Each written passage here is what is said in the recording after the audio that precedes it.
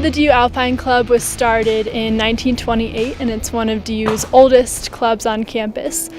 The goal is to get students out and in the mountains and enjoying each other's company outside of campus.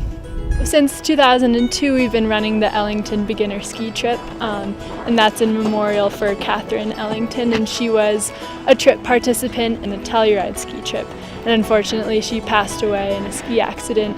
So the school set up a fund for her and just really wants to encourage students to get up into the mountains and have an affordable way to do it. And this year we took about 20 students up to Loveland Ski Area to have them learn how to ski.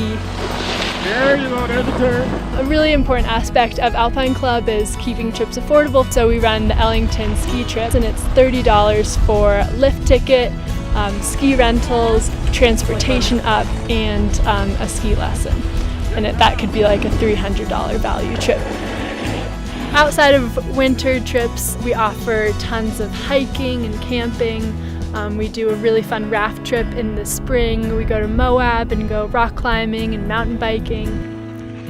Unfortunately, we don't know too much about the beginning Alpine Club trips that were run, but some officers and I were looking through old files and pictures the other day, and we saw an Alpine Club demonstration where they would climb up Sturm Hall on campus and kind of rappel down and have lines like running across different buildings, and it was just a crazy thing to see.